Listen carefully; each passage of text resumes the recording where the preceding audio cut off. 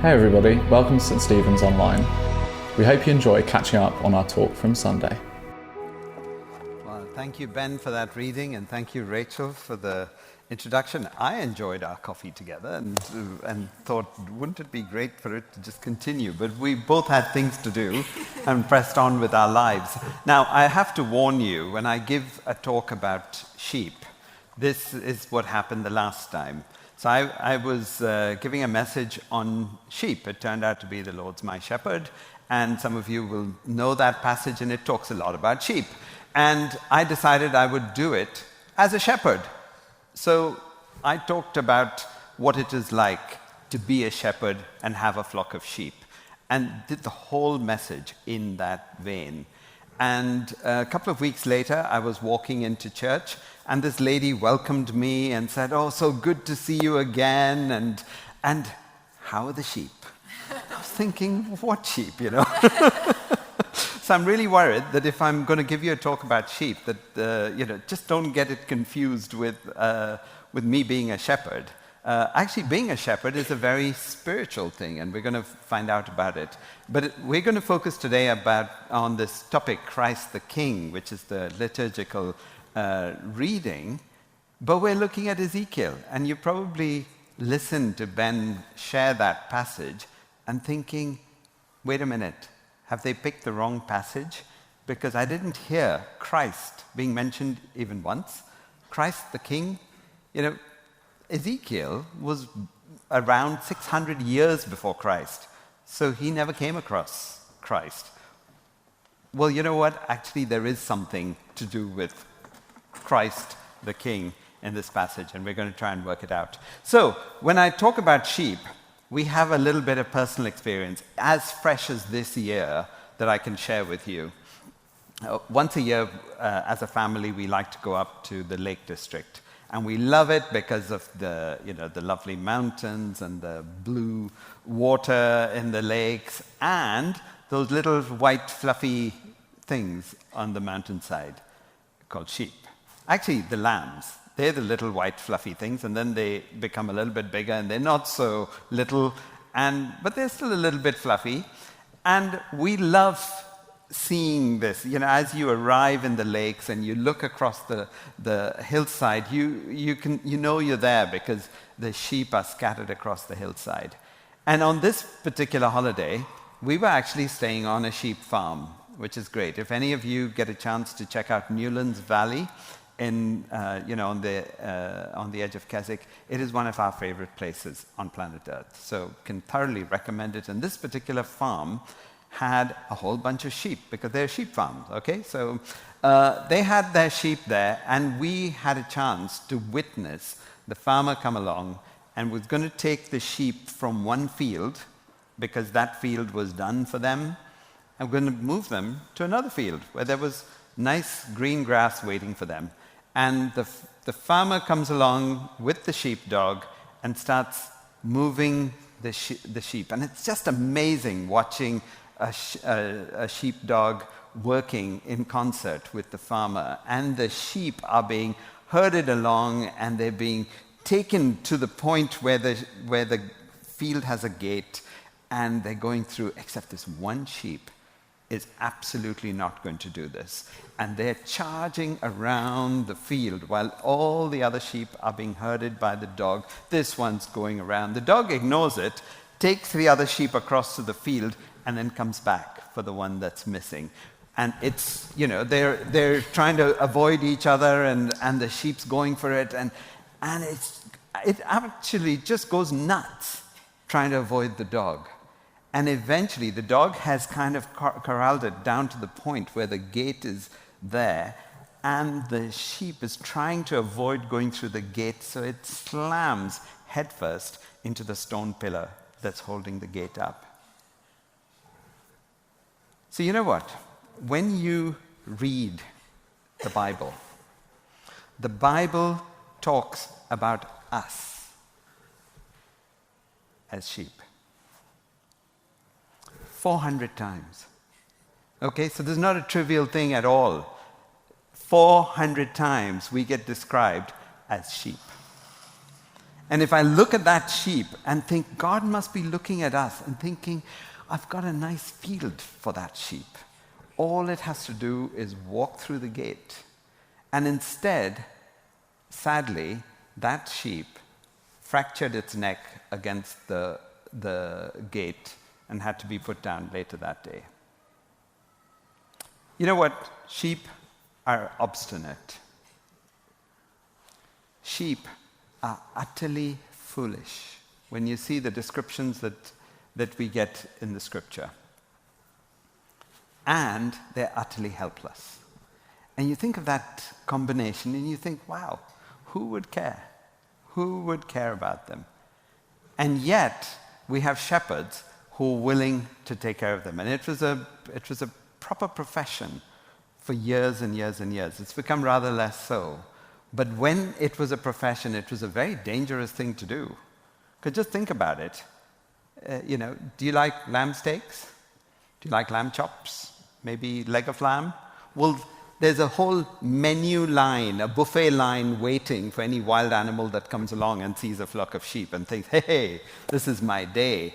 And the shepherd would have to do the best they could to protect this flock.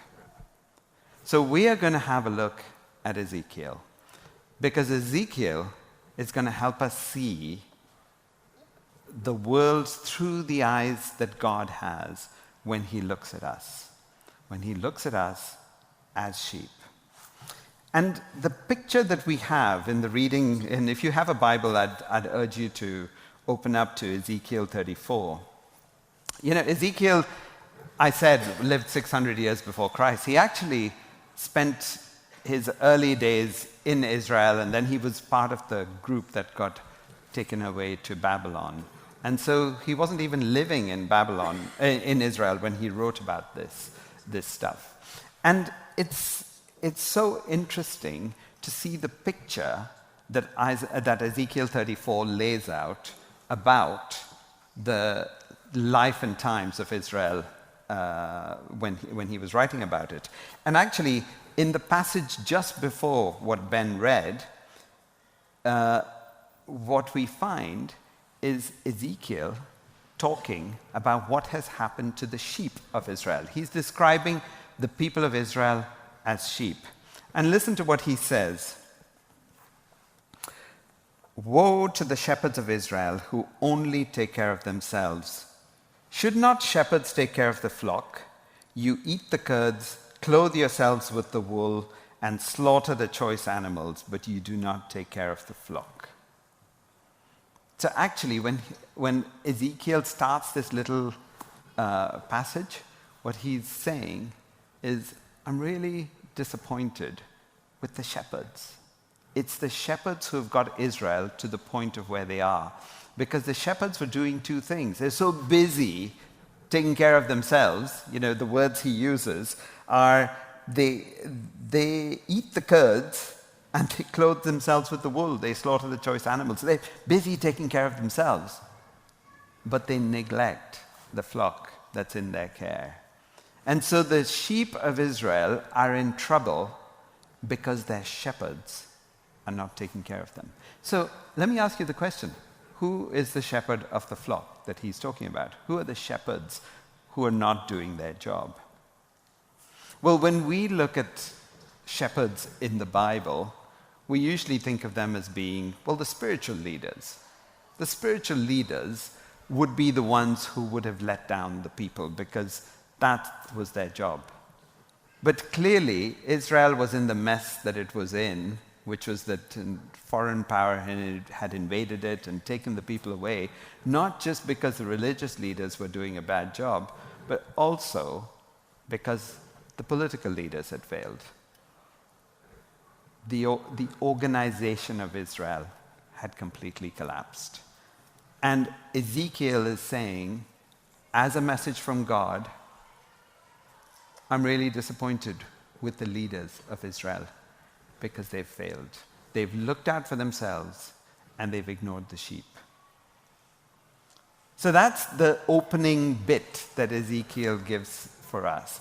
And actually, as Christians living in the world that we live in today, it's sort of complicated to understand how our daily lives connect with the stuff of the church. Because we come to church on Sundays, but except for people like Rachel and the team who work here, for the rest of the time, church isn't part of our lives. We live in the ordinary world out there. And we do ordinary things. We earn a living, we raise a family, we pay our taxes, we make a contribution to society or culture where possible. We do our bit. But how do we understand what our role is in this big picture thing that life looks like? And where does the church fit into it?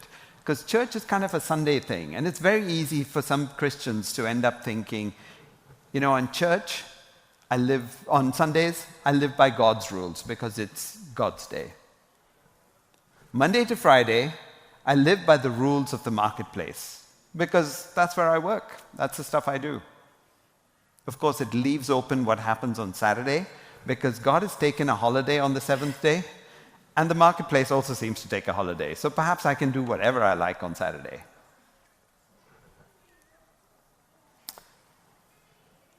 God doesn't see the world quite that way. Because in fact, when Ezekiel was writing this stuff about the leaders of Israel, he had just finished talking about the leaders of Egypt. And he was condemning them for the political choices they made. And he just finished talking about the leaders of Tyre and Sidon. And these were big trading cities. And he was condemning them for the choices they made in their trades. So when we come along as Christians, we can't say, God, just judge me on the moral things I do.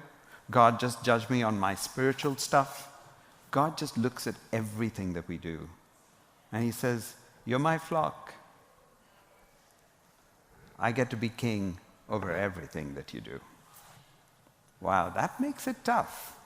That makes it tough because the rulers are doing such a bad job that it's holding up what the flock can do.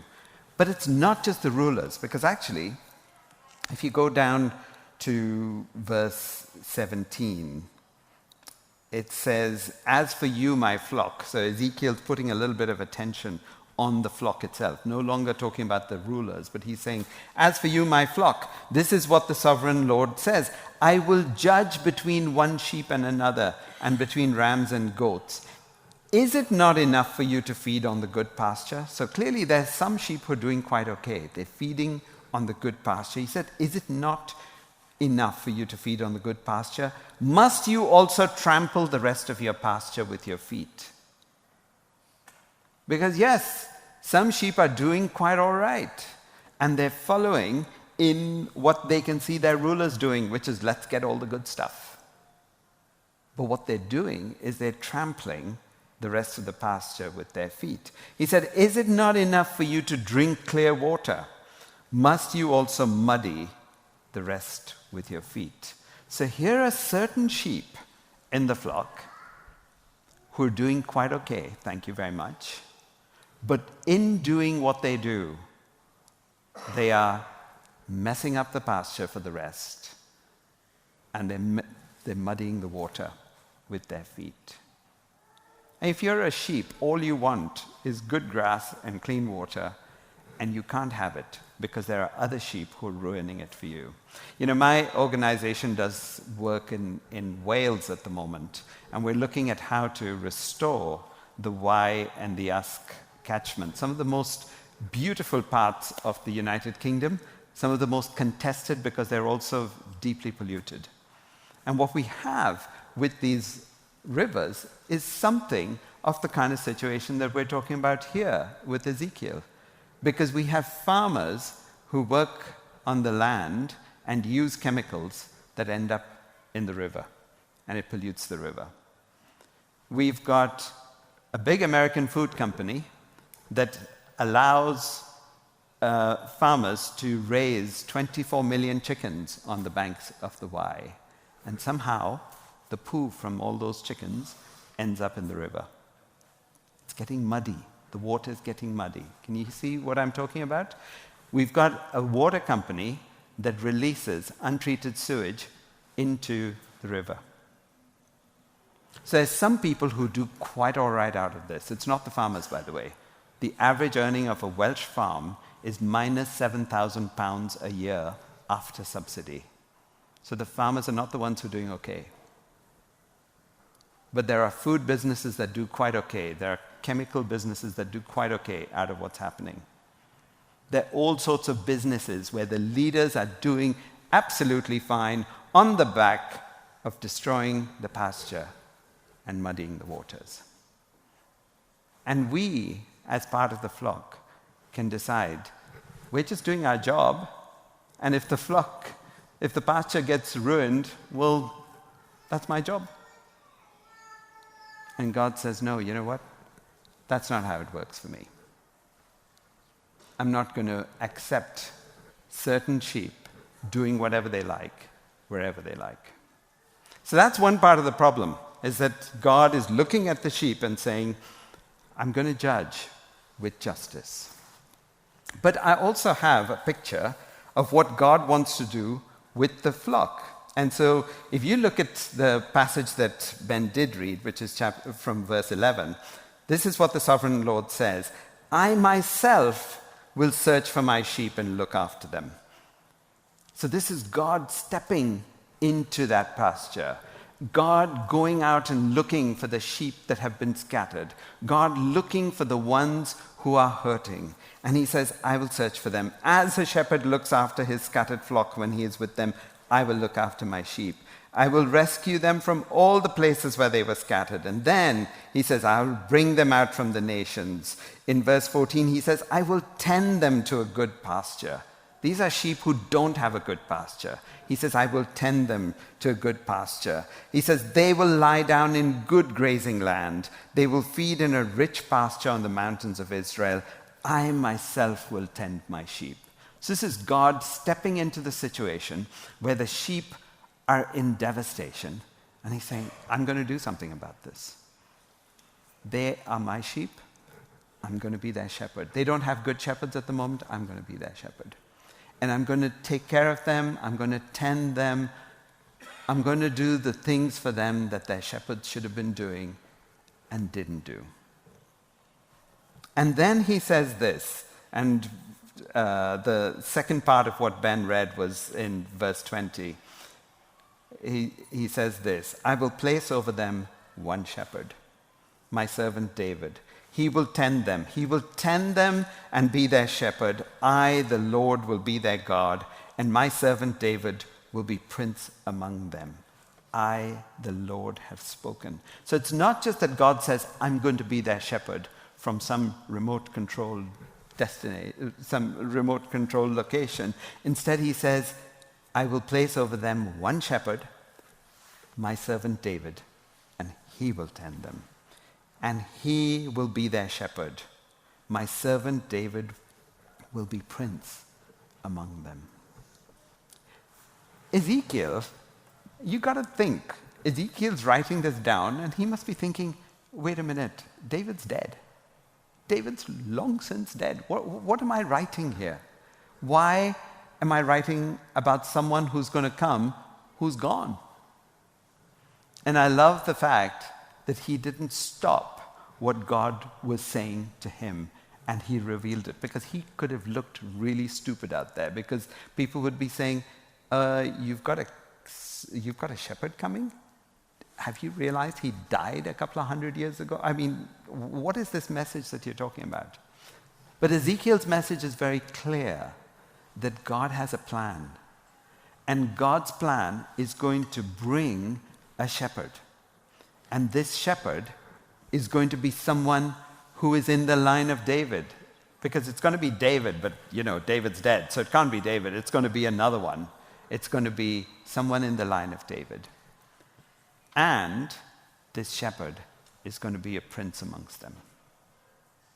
I love the fact that when you have God talking about sheep and God talking about shepherds, it's not a chance thing. This is absolutely significant as far as God is concerned. Do you know why? Because the one who is going to be our shepherd, and this is Jesus, the one who's going to be our shepherd turns out to be the lamb who gets sacrificed. Just think about that. God had a plan that one day he was going to sacrifice his own son. And the description that he was going to use of the sacrifice that was being made of his own son was that this is the Lamb of God. So when you think about, the situations that you're in, and you're thinking, actually, you know what? My life is not going so well. The pastures around me are being hammered. The water that I drink has been dirtied by other sheep. Just remember, God has a plan. Because he goes on to talk about what life is going to be like for them. He says it'll be a place of peace. There'll be showers in season, showers of blessing. The trees will yield their food. The ground will yield its crops. I am the Lord. These people will no longer be plundered by wild animals, etc. He just paints a picture of peace. And when I was looking at this, I was reminded of a passage in Revelation. This is the very end of the Bible. And in Revelation chapter 7, John, who's the writer of the book of Revelation, sees a picture of heaven. And here's what he says in verses 14 onwards. He says, he's talking about the people in heaven, and he says, they are there before the throne of God and serve him day and night in his temple. And he who sits on the throne will spread his tent over them. Never again will they hunger, never again will they thirst. The sun will not beat upon them, nor any scorching heat. For the Lamb at the center of the throne will be their shepherd. And he will lead them to springs of living water. And God will wipe away every tear from their eyes. So God has a plan. When he calls us sheep, he has a shepherd that he's lined up for us. And this is the most special part of the entire story of history, is that the shepherd is going to be the lamb who is sacrificed, but one day will sit on a throne. And because he sits on the throne, there will be no more sorrow, no more death, no more crying, no more pain. So when Jesus comes along and people say, "Who are you?" He says, "I'm the good shepherd." You know what people wanted to do when they heard him say that? They wanted to kill him. Why? Anybody can make a claim and say, "I'm a good shepherd." I'm a good shepherd. Well, yeah, prove it. I'm the good shepherd. Oh my goodness, you're saying something really significant now, because you're saying that you're this figure that Ezekiel says is going to come. You're claiming to be related to David. This is God's plan. No, we don't want you, Mr. Good Shepherd. And they wanted to kill him. But we know that this Good Shepherd did get slain for his people, and now is reigning with us all. And so I guess my question to you is, where do you fit into this story? Are you one of those good shepherds because you've got a leadership position, a place of responsibility? You should be a good shepherd, but actually perhaps you're not, because you're busy eating the curds, slaughtering the animals, the choice animals, doing everything that you can because it really works for you and you couldn't care less what happens to the sheep. Well, I want to ask you to think about all the things that you're involved in. God isn't just interested in your Sunday service. He's interested in everything. Or maybe you're one of those that he's talking about where you come along to the place of work, you get involved in life, but really there are other things that rule you and lead you. And every now and then you look at what God wants from you. You may say, "I'm not in a place of responsibility. I can't make these big decisions. Other people do that. I'm just doing my job." God's still going to hold you accountable. Or maybe you're one of the sheep who's been hammered because of what's happening all around you. You're one of those who needs all the help you can get. You're the one who's suffering. You're the one who's brokenhearted. And God says to you, "Come, I want to be your shepherd. I want to be the one who will lead you to a good pasture, because one day goodness and mercy will follow you all the days of your life, and I will be there with you. Who are you going to choose as your shepherd? Who are you going to choose as your ruler? Who's your king? Thanks for listening. We hope you found that encouraging. Have a great week and see you soon.